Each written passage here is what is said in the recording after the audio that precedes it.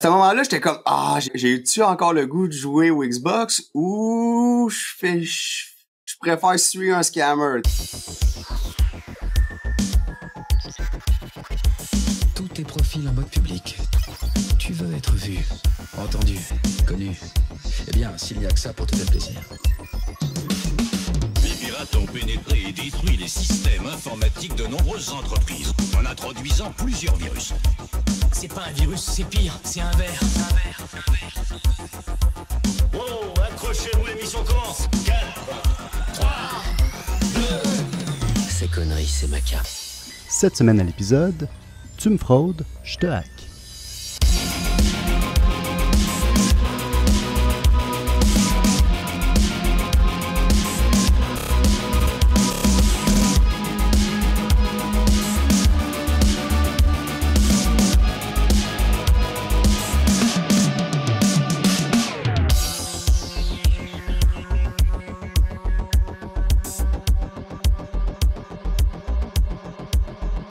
Bonjour et bienvenue au 38e épisode du balado Cybercitoyen sur la vie privée, la cybersécurité et la technologie. Mon nom est Sam Harper et je suis votre animateur pour aujourd'hui. Et je suis accompagné de notre tout premier invité récurrent, un hacker éthique chez YAC, Nicolas Milot. Fait que je sais pas, pour commencer, est-ce que tu peux peut-être te présenter, nous dire ce que tu fais là, chez YAC? Yes, je suis pentester, donc je fais des tests d'intrusion, mais aussi j'ai cofondé YAC avec ma collègue Cindy. Excellent. Fait que oui, d'ailleurs, toi et ta collègue étiez venus sur un épisode qu'on avait intitulé Les gentils hackers de YAC, qui a vu un grand succès d'ailleurs. Là, ça a été bien apprécié. Fait qu'en tout cas, on mettra le lien dans les show notes pour que les gens puissent écouter là, sur un peu toute votre histoire de vos origines. Là, aujourd'hui, je voulais te parler d'un article que j'ai vu sur Medium. On mettra le lien aussi dans les show notes. Puis le titre, You Scam, I Hacked. Donc, tu as essayé de me frauder et je t'ai hacké, en gros, si on traduit. Fait que peut-être pour mettre en contexte, là, comment ça commence, là, cette aventure-là? Là, ça commence comme un soir de semaine tranquille. J'étais en train de fermer mon ordi, puis je dit, je vais manger un peu, puis je vais aller jouer une game de Call of Duty. Bref, j'aimerais ça jouer aux jeux vidéo, donc je m'enligne là-dessus. Puis je reçois un SMS, donc un bon vieux SMS là, qui te propose un login de banque. Puis j'étais là, ça tombe bien, je tente deux, j'ai 5 minutes, je vais aller voir à quoi ça ressemble, ça, t'sais. Ce qui a fait ça a été une mauvaise chose là pour la personne qui a essayé de me scammer, en gros. Puis, donc, tu reçois ce texto-là, là, puis j'imagine que, ce que je comprends, c'est que tu as compris tout de suite que c'était une fraude, là, que c'était pas ta banque là, qui te textait. J'utilise pas cette banque-là, fait que... C'est sûr que ça aide. En général, de toute façon, les banques nous textent pas. En tout cas, ils devraient pas nous texter avec des genres de noms de domaine bizarres. Exactement. C'est sûr que le nom de domaine aussi n'a pas aidé, mais oui, la banque va pas t'envoyer un SMS pour te loguer à cette dite banque-là. C'est ça. Fait que là, ce que je comprends, c'est que là, tu as suivi ce lien-là. Dans ton article, tu dis que le user agent était pour un appareil mobile. Donc, si tu avais pris ce courriel-là, cette adresse-là sur ton ordi, ça n'aurait pas fonctionné. C'est quoi ça, un user agent? Ça veut dire quoi, ça? Dans le fond, quand vous utilisez un navigateur, ça va venir avec un user agent. Ça va permettre au site web d'identifier quel genre d'appareil que tu utilises puis quel genre de navigateur tu utilises. Puis eux, ils vont adapter le contenu du site web en fonction de ça. Donc, par exemple, si tu es sur mobile, tu vas avoir une présentation qui va être différente que tu es sur PC ou sur un desktop. Si ton navigateur est Safari au lieu de Chrome, il y a peut-être certains trucs que les navigateurs supportent et d'autres ne supportent pas. Donc, ça permet aux créateurs de sites web de pouvoir adapter le contenu en fonction de l'appareil que tu vas utiliser, en gros. Donc, en gros, c'est ça. D'ailleurs, il y a eu un petit scandale il y a quelques années où il y avait des sites de vente qui montaient le prix quand le user agent disait que c'était l'utilisateur de Mac, parce qu'ils disaient, eux autres, ça, c'est bon, ça. Ils mettaient un petit 5-10% de plus. Pour le scammer, la raison, selon ma perspective, pour laquelle il fait ça, c'est que sur mobile, on va être un petit peu moins attentif. Donc, sur mobile, souvent, quand on roule Safari, on a moins souvent portance à regarder le nom de domaine au bas versus quand on est sur un ordinateur. Aussi, le fait qu'ils ont deliver ça via un SMS, donc habituellement, les gens devraient regarder ça via leur téléphone mobile, donc ils s'attendent à ce que les clics soient faits à partir d'un mobile. Ouais. Donc, eux, pour éviter que des gens comme moi essaient d'ouvrir le lien sur leur laptop, ben à ce moment-là, si je me souviens bien, là, ça faisait une redirection vers le site de la banque, le vrai site de la banque. Donc, Oui, c'est ça. si t'essayais d'aller naviguer là, ce URL-là sur par exemple, Google Chrome sur Mac, ça te redirigeait vers la vraie login page de la banque. OK. OK. Puis de ce que je comprends bien, ça, c'est quelque chose qu'on peut aussi modifier. Comme il y a des applications, ou en tout cas des trucs qu'on peut faire pour faire semblant d'être un appareil extensible. mobile. Dans mon cas, j'avais utilisé une extension Chrome, mais oui, tu sais, il y a quelques façons de faire ça, là, donc ouais, effectivement. OK. Donc, je comprends bien, tu as fait semblant d'être un téléphone. Tu t'es logué sur la page. Puis, la page, quand tu arrives, est-ce que ça ressemble vraiment à la page de la banque ou est-ce que tu dis, OK, Ouais. c'est. Ben, il manque un screenshot, là. Il y avait évidemment un captcha, donc il y avait comme 2 stops, là. C'était lui du user agent, puis ensuite lui du captcha. Le captcha, ça va être principalement pour les bots, là. Donc, OK. souvent, les scammers vont mettre des captchas. Ça devrait être un flag aussi, là. T'as pas un captcha comme avec une page blanche, un captcha avant d'aller te loguer sur le site de ta banque. Habituellement, tu sais, ta banque fait Non. la protection en dessous du login ou s'il y a un captcha. Ouais. Donc, ça aussi, c'est un flag en soi, là. Donc, user agent, ensuite le captcha, puis ensuite t'arriver à la login page, qui était les gens ils vont voir l'article là, dans les show notes. C'est une copie absolument parfaite. Je mets même les 2 images là, le vrai site, puis le site du scammer, puis c'est absolument une copie parfaite. Il y a une chose qu'on peut voir. Tu sais, les gens, si vous pensez que c'est une page de scammer, souvent les autres boutons ils marchent pas. Dans son cas, lui, les autres boutons sur la page ils marchaient pas. Donc si tu faisais sur Create Account ou si tu essayais de cliquer en haut à droite sur le français, ça faisait rien.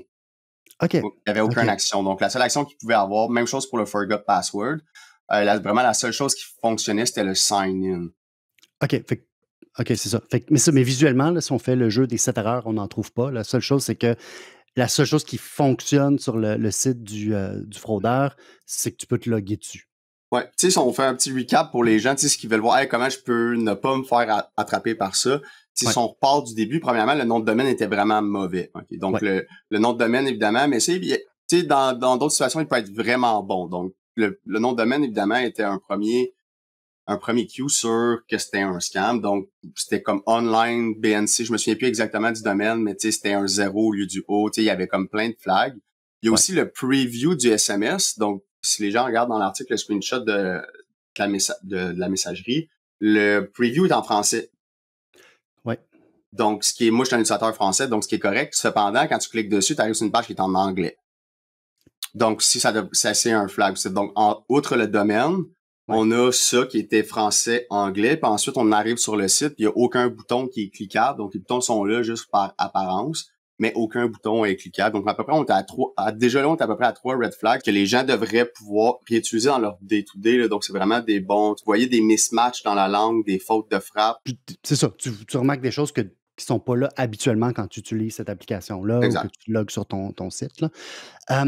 Et là, j'imagine que si quelqu'un rentre son nom d'utilisateur et son mot de passe, il se passe probablement rien ou tu es probablement redirigé vers le vrai site de la banque ou quelque chose comme ça? Tu étais redirigé vers ton one-time. Fait qu'il capturait ton one-time code après aussi. Là. Donc, oui. Ouais, t'as vraiment le process complet du login. OK. Pour les gens le one-time code, ça, c'est le courriel que... Mais ça, c'est par exemple si... Soit de la banque... Ben, les autres, souvent, ils n'ont pas... Souvent par SMS, les banques, mais... Ben, celle-là, elle ne fait pas ça par SMS. Ah, je sais pas. Okay. Oui, non, elle ne le fait pas. Elle te l'envoie par courriel. Fait qu'elle va envoyer un code à X chiffres là, au courriel qui est associé à ton compte. Puis là, tu rentres ce courriel-là à ce moment-là. Puis dans la façon... dans le fond, tu rentres ton user ou ton email, là, il rentrait ton password, tu faisais sign in, ensuite ça t'emmenait à la page et tout ce process-là est capturé dans la base de données. Donc, aussitôt qu'il y a quelqu'un qui naviguait la page, donc tu avais le IP de la personne, c'est quoi le provider du IP, donc quelques petites informations. Ouais. Tu avais par exemple le statut, c'était landing page, donc la personne est venue sur la page, mais il s'est rien passé. Ensuite, quand il rentre ces informations, ça crée une nouvelle entrée dans la base de données. Cette fois-là, avec email, le password, ainsi que login page ou login complete. Je me souviens plus du keyword qu'il avait mis. Donc, pour dire que le user avait complété la première phase du login.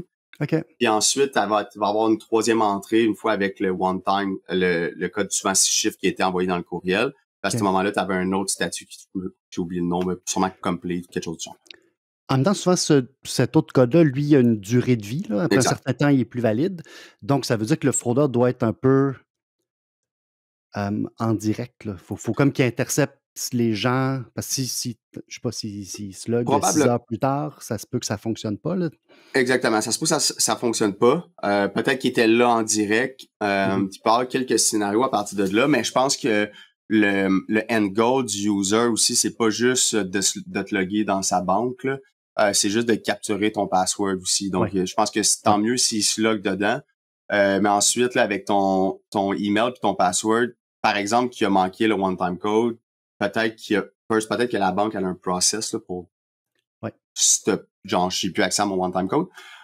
Deuxièmement, ça peut se social engineering, donc ça peut se ficher. Donc, ici, par exemple, il rentre les credentials, il réussit à contacter la personne puis à y faire donner son code au téléphone, par exemple, ça pourrait être faisable. Étant donné, il pourrait dire, par exemple, hey, je vous demanderai jamais votre password en direct. C'est exactement comme le genre de social engineering. Donc, tu peux mettre la personne en confiance parce que tu ne demandes pas son password parce que tu l'as déjà. Puis tu lui demandes seulement le code, puis là, tu pourrais dire que c'est un code de confiance. Tu peux beurrer ça épais, là. Puis, on s'entend, les gens qui rentrent ces informations-là. Les gens qui ont rentré leurs infos, qui se sont pas rendus compte déjà que c'est un phishing, c'est le genre de personnes qui vont donner ce code-là par téléphone. Fait qu'il faut garder en tête aussi le persona qu'on a, des gens qui remplissent là, les... Puis c'est pas impossible aussi que la personne ait réutilisé le même mot de passe. Tu sais, c'est un super bon mot de passe, là, genre soleil 01 point d'exclamation. En fait, moi, je pense que c'était le gros... Tu sais, à mon avis, c'est le end goal. Donc, les gens utilisent en général le même password ou la même dénomination du même password. Donc, là, tu as dit, mettons, soleil 01 2 3 4. Ben, peut-être qu'il a eu le temps de changer son mot de passe 6 mois plus tard ou sur un autre site, il a pris soleil 1 2 3 4 5, par exemple. Donc, souvent, quand on a un password, on va faire les mêmes dénominations où on a changé le E pour un 3, le L pour un point d'exclamation. Donc, c'est des trucs assez faciles qu'on utilise. Mais lui, le hacker, ça lui permet d'avoir un courriel puis un email. Donc, si tu réutilises le même password pour te loguer à ton Gmail, te loguer à ton PayPal, te loguer à ton Facebook, peu importe ce que tu vas utiliser, ben lui va aller réessayer là, ces combinaisons-là ailleurs. Puis je pense que c'est là où ça fait le plus mal. Oui, c'est ça. OK. C'est ça, parce qu'on... Tu sais, dans l'écosystème, j'imagine la personne, ça se peut aussi que ce soit juste une chaîne ou plutôt un acteur dans la chaîne, là, puis que cette personne-là, après ça, elle va vendre en bloc. Écoute, j'ai tant de courriels avec tant de mots de passe, puis que quelqu'un d'autre va essayer d'aller plus loin avec, etc. Là, on passe peut-être à la partie le fun de cette histoire. Tu as utilisé un outil qui s'appelle Burp Suite, qui est un outil qui permet, si je comprends bien, d'intercepter le trafic, comme tout ce qui se passe entre toi et le site web. Et à ce moment-là, tu peux le modifier, l'analyser, voir un peu là, ce qui se passe entre toi et ce site web-là. Puis là, tu montres justement dans les show notes, il y a une capture d'écran où on voit les authentifiants pour se connecter à la base de données en arrière. Ça, je ne suis pas un développeur Firebase, mais il me semble que c'est pas une bonne idée. Là. Je sais pas.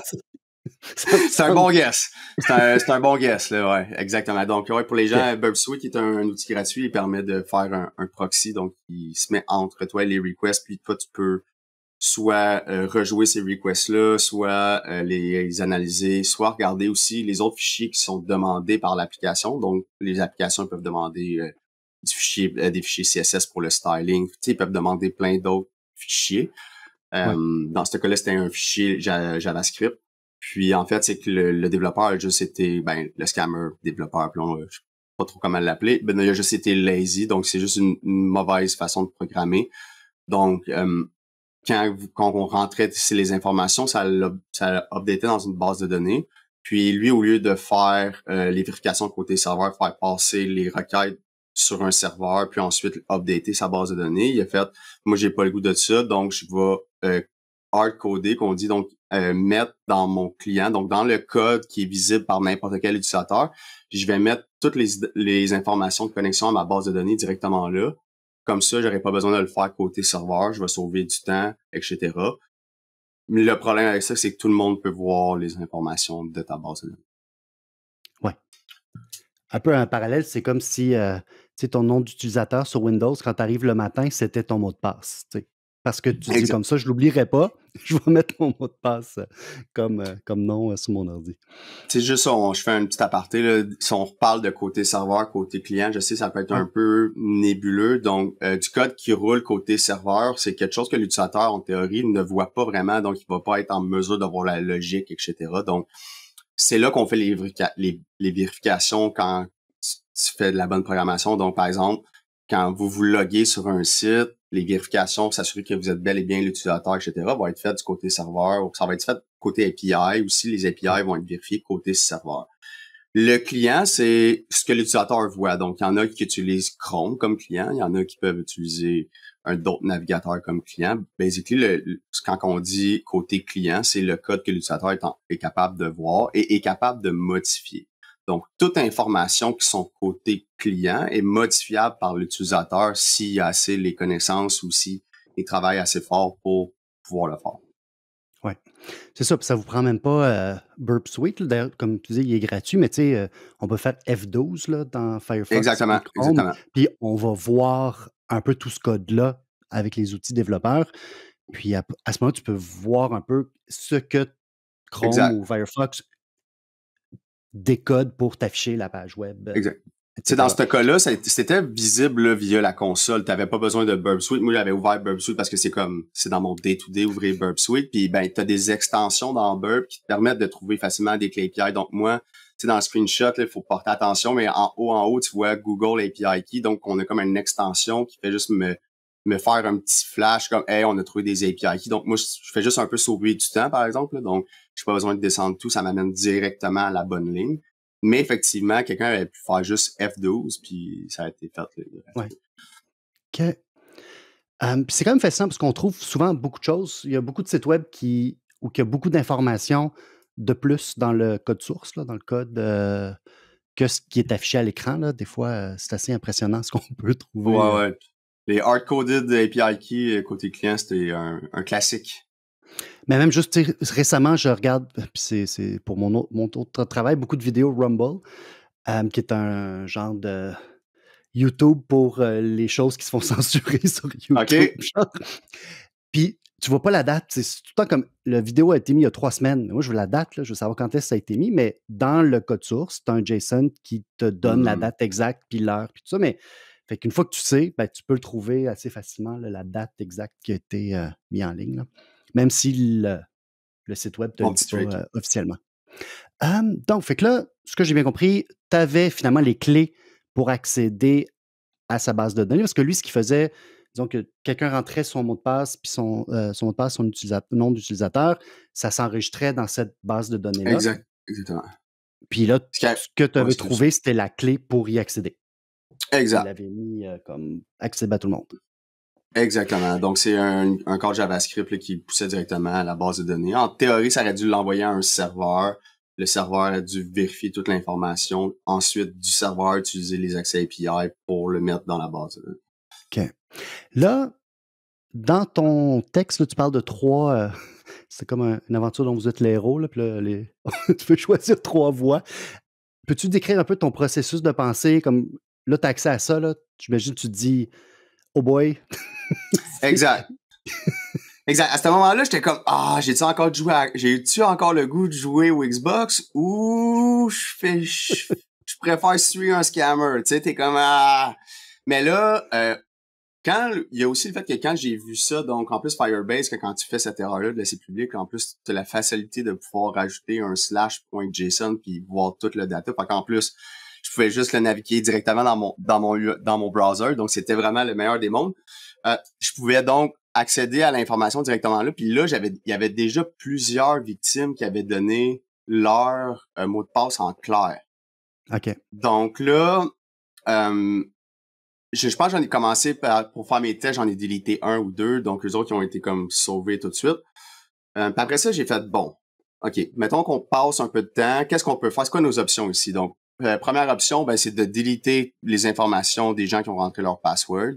Le hic avec ça, c'est que, bien, lui, s'il s'en rend compte, il va couper tout. Moi, il faut comme je continue à regarder, voir s'il y a d'autres gens qui vont rentrer l'information, les déliter au fur et à mesure. c'est le fun parce que au bout de la ligne, ça fait la job, c'est pas compliqué, mais c'est comme un peu beige comme solution, right? Tu sais, c'est un quick win, c'est mieux que zéro, mais c'est un peu beige, tu sais.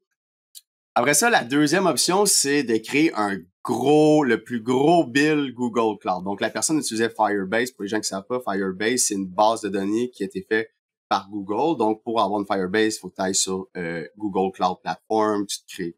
Bref. Évidemment, Google fait pas ça gratuit. Le plus que tu vas avoir d'entrées, le plus qu'il va y avoir de requêtes dans ta base de données, le plus que tu vas être chargé pour ça. Donc, évidemment, quand t'en as pas beaucoup, là, ça te coûte pratiquement rien, là. Mais par exemple, si tu crées par centaines et centaines et centaines de mille, là, ça va commencer à ressembler à un bill qui va augmenter. Donc, puis ils font pas juste te biller, tu sais, ils te billent sur le nombre de rentrées, mais il faut aussi sur la fréquence des requests, etc. La chose, évidemment, cette partie-là était quand même cool. La chose qui me faisait hésiter, c'est que quand je fais les requêtes pour ça, je fais directement les requêtes à Google. Là, c'était là où que je commençais à avoir, tu sais, je sais que Google, là, même si je fais 1 million de requests, là, ils ont en masse ce qu'il faut pour pouvoir gérer le load des requests. Et Google, ils ont des pas mal plus gros sites que ça. Okay. Ceci étant dit, je naviguais une ligne, mais ça aurait pu être drôle. Pas que ça m'aurait pas dérangé parce que je pense pas qu'il serait arrivé quelque chose. Est-ce que ton inquiétude, c'était de faire un genre de déni de service? Genre de faire planter le service à l'autre bout parce que tu aurais envoyé trop d'informations? C'est tout ça l'inquiétude? Je pense pas que j'aurais fait planter. C'est juste, tu sais, il a vraiment fallu que je prenne le temps de lire le guideline de Google pour ça, là, mais c'est comme, tu sais, c'était plus borderline. Au bout de la ligne, ça m'aurait pas dérangé de le faire, là. Parce que c'est un scammer, puis je pense pas que Google aurait eu aucun problème avec ça non plus. Il aurait juste closé la compte, en fait, là, eux autres, parce que quand ils s'en seraient rendu compte que ton data, c'est pour ficher les gens, ils auraient closé la compte, puis fin de l'histoire. Puis ça, c'est un affaire que j'avais peur, c'est qu'ils font juste closer la compte, puis ou que la personne allait créer un compte avec des crédits, puis qu'il n'y avait pas vraiment de carte de crédit associée à ça, puis que ça soit un ghost, puis tu sais, qu'il n'aille pas à payer le compte à la fin, tu sais. Ou que ce soit une victime qui a à le payer, parce que ce qui arrive des fois, c'est que s'ils réussissent à compromettre le compte d'une entreprise XYZ, ils vont se créer un utilisateur sur ce compte-là, puis là, essayer de... En tout cas, je sais que les crypto-miners font ça, ceux qui minent la crypto-monnaie de façon illégale en hackant des comptes là, sur le cloud. Le fond, là, lui, on ne sait pas. Tu ne sais pas si la personne avait elle-même mis sa carte de crédit pour... Exact, on ne savait pas. Donc, c'est sûr que ça a été le fun quand même, là, don't get me wrong. Tu sais, probablement qu'il a dû rentrer sa carte en quelque part, donc probablement qu'il y aurait eu un bill, mais tu sais, s'il avait utilisé un faux compte avec une carte de crédit avec comme une mini-limite ou, tu sais, il y a comme plein de possibilités où quoi, il aurait pu s'en tirer sans la charge. Puis ça, il aurait fallu que je delete le data avant. J'avais comme un potentiel de gros win, mais quand même un potentiel de pas win aussi, là. Okay. Donc, ça nous laisse avec une troisième option, qui était de changer les entrées qui étaient là sans les déliter. L'idée en arrière de ça, c'est de garder le scam le plus longtemps possible. Parce que le plus longtemps que l'attaquant il pense que sa phishing page est bonne, le plus longtemps qu'elle laisse up, le plus qu'on ramasse de data, le plus de gens qu'on saute. T'sais. Là, par exemple, il s'en est rendu compte, il a refait une autre page, puis j'étais pas inclus dans les SMS, par exemple, qu'il a décidé de bien faire son code. Là, cette fenêtre-là, elle se ferme. Donc, l'idée est de changer les mots de passe des utilisateurs une fois qu'ils ont rentré, mais de bien le faire quand même. T'sais. Je vais pas mettre n'importe quel mot random là. Donc, ce que j'ai fait, c'est que je suis allé sur GitHub, j'ai trouvé une liste des 10 000 mots de passe les plus populaires. Puis, je me suis juste assuré qu'ils respectent une certaine password policy. Donc, évidemment, dans les 10 000 mots de passe les plus populaires, t'as genre password. T'as comme 1, 2, 3, 4, 5, 6. C'est vraiment des passwords mauvais qu'aucun site de banque accepterait de nos jours, là. Donc, il n'y a aucun site de banque qui accepterait ce genre de password-là. Il faut que tu aies genre une majuscule, une minuscule, un caractère spécial, des shit. Donc, quand je choisissais un password randomly, je regardais si ça fitait tous les critères. Sinon, j'y en ajoutais à la fin. Donc, par exemple, si on regarde dans l'article, j'ai mis 2 exemples de passwords qui sont là. On voit que le premier password, le mot de passe, c'était tout en minuscule, puis il y a des caractères, le 5H parenthèse a été ajouté pour respecter la password policy. Ça faisait plusieurs choses pour nous aider dans notre cas. Premièrement, on changeait le password. Donc, le scammer avait pas le password original de la victime. 2, ça ressemble vraiment à un password. Ça ressemble à un vrai password que quelqu'un qui fait pas attention à ses passwords aurait. T'sais. Donc, ça ressemble à un vrai password. Donc, l'attaquant a probablement plus de chances de pas s'en rendre compte. Donc, pour lui, ça va vraiment look normal. Tu sais, super duper K1, c'est le genre de password que je m'attendrais à retrouver dans mon phishing. Tu sais. Ouais. Donc, ça, c'est un autre win. Puis quand l'attaquant va, s'il s'en rend pas compte que ça a été changé, c'est-à-dire que lui, il va probablement aller essayer les credentials sur un site. À ce moment-là, nous, on va créer des fail login attempts, puis on va espérer, en se croisant les doigts, que ça allume des cloches à l'utilisateur. Tu sais. Ouais. Donc, ça a fait plusieurs choses. Mais par exemple, évidemment, le point 3 était la version la plus longue. Tu sais, évidemment, il a fallu que je le fasse. Là. Donc, Ouais.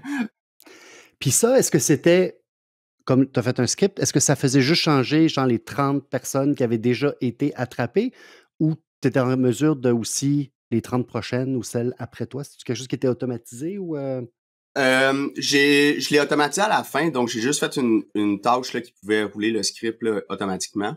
OK. Dans le fond. Et moi, j'ai gardé, donc lui, dans sa base de données, là, il y avait des user ID, appelons-le victim ID. Donc, chaque Ouais. personne qui rentrait, leurs informations étaient attribuées un ID. Moi, je regardais dans un bloc de data. Donc, si un utilisateur avait rentré ses informations ou s'était rendu sur la page, il y avait un bloc, donc son IP, comme on disait tantôt, Ouais. son provider, par exemple, Vidéotron, les coordonnées géographiques de cet utilisateur-là. Puis, s'il avait rentré son password, on avait le password ID. Donc, moi, je regardais chacun des bouts de data pour chacune des victimes pour regarder, hey, j'ai-tu un password ID? Si j'ai OK. pas de password ID, tu passes au prochain, j'ai rien besoin de faire, donc il n'y a pas de password là. OK. S'il y avait un password ID, je regardais si je l'avais déjà changé. Donc, moi, j'ai fait ça vraiment simple. Dans un fichier texte, j'avais le ID de la victime. Si j'avais changé ton password, j'avais ton ID, that's it, that's all. Donc, OK. si je voyais qu'il y avait un password ID, je prenais ton victime ID et je regardais si je l'avais pas déjà changé. Si je l'avais pas déjà changé, je le changeais, puis là, je rajoutais ton ID dans ma liste. OK. Puis si je l'avais déjà changé, je passais au prochain. Donc, ce que ça faisait, c'est que, par exemple, si le scammer était en train de regarder son data, puis il avait vu un password pour un user, puis là, il refresh, puis là, le password a changé, ça, c'est weird. Donc là, le user, il est pas supposé de changer son password qui est déjà rentré dans l'ADB. Donc, on voulait juste s'assurer qu'on changeait pas 2 fois le même password. OK. OK. OK. Fait qu'en tout, là, ça. Parce que de ce que je comprends, là, le site est mort. Là. La personne a dû à un moment Ouais. réaliser qu'il y avait quelque chose qui clochait. À peu près combien de personnes est-ce que tu penses que tu as réussi à intercepter ou en tout cas à modifier les données? Il y en a que j'ai délité au début parce que ça m'a pris comme... Au début, j'étais comme, je vais juste les déliter, tu sais, puis je vais comme... Life goes on, là. Puis à un moment donné, j'ai fait, non, on y fait pas ce cadeau-là. On y fait pas ce cadeau-là. On va, tu sais, je veux qu'il s'arrache un petit peu les cheveux de la tête, là. Tu veux scammer des gens. Puis tu sais, après ça, tu te dis, hey, ça avait été tu sais, c'est ma grand-mère qui s'était fait ficher, là, je serais pas content, tu sais. Fait que là, je me disais, tu sais, les gens sauront jamais, là, tu sais, j'ai vu les emails, mais tu sais, les gens sauront jamais que j'ai changé leur password. Tu vois, ils ont essayé de se loguer à leur page de banque, ça a pas marché, ils ont comme passé à d'autres choses dans leur vie, puis peut-être que ils auraient perdu accès à leur Facebook, à leur PayPal, whatever, autre compte. Là, ils sauront jamais. Donc, je voulais aussi que faire en sorte que si les gens voyaient des logins à terme, peut-être qu'ils allaient allumer que le site avait pas été les infos qui avaient rentré sur le site. Tu sais, des fois, tu dis, c'était-tu un phishing? Puis là, finalement, tu passes à d'autres choses. Puis là, le lendemain, t'arrives, puis là, t'as plein de fail login, là. Puis là, Tu reçois un courriel de ta banque qui dit « Ouais, ça fait 4 fois que tu essayes de te connecter et ça marche pas. » là, c'est ça. Okay. Exactement. Fait que là, Donc, tu dis « Ah oui, OK, il y a quelqu'un qui s'essaye, puis c'est pas moi. » là. Puis, exactement. Donc, ouais, c'est ça. Donc, j'ai essayé directement, puis... en fait, c'est ça. Fait que j'ai changé les passwords pour le faire suivre un peu, là. Donc, on lui a donné la vie un peu compliquée. Ça a pris un peu plus de temps, écoute, mais ça a valu la peine. En fait, j'espère que ça a valu la peine. Je me dis que je m'imaginais dans son salon, là, en bobette, en train d'essayer les mots de passe qu'il avait fichés, puis comme, là, comment ça marche pas? Puis, comme, pourtant, c'est lui que j'ai, puis... Donc, ça me faisait bien plaisir de pouvoir penser qu'il perdait son temps, parce qu'au bout de la ligne, lui, le petit plus qui perd son temps avec ça, il fait pas d'autres scams. Puis aussi, tu sais, si on prend le point que tu as dit tantôt, Sam, qui était de, lui, s'il collecte des credentials pour les revendre, donc souvent, il y a des scammers qui vont faire ça, ils vont même pas eux autres mêmes essayer d'aller voler ton argent. Eux, ce qu'ils vendent, c'est par exemple un pack de 1 million de credentials avec 1 million de passwords, puis là-dessus, tu as un success rate de temps. OK? Puis là, Ouais. les gens sur le dark web, eux, ils vont dire, OK, ben je vais l'acheter, puis ils s'attendent à avoir un pourcentage. Par exemple, si ta liste, quand tu regardes tes creds, si tu n'as pas de pourcentage de succès, ta liste, elle vaut plus rien. Puis là, il faut que tu fasses Oui, le puis là, ménage là-dedans pour pouvoir avoir un plus haut rate. Donc là, ça devient comme un trouble. À un moment donné, tu te dis, OK, je scrape la liste, puis je recommence, et ça vaut pas la peine. Parce que, c'est bizarre à dire, mais les gens veulent garder une bonne réputation s'ils vendent ça oui. sur le dark web. Si tu veux garder sur le dark web une bonne réputation pour faire d'autres ventes. Donc, les vrais là, professionnels, les gens me voient pas, mais je mets beaucoup d'air quotes là, en ce moment. Là. Je mets beaucoup d'air quotes dans les mots. Je dis, mais comme si les vrais professionnels, les gens qui veulent garder une bonne réputation sur le dark web, ils vont vouloir faire attention à ça. OK. OK.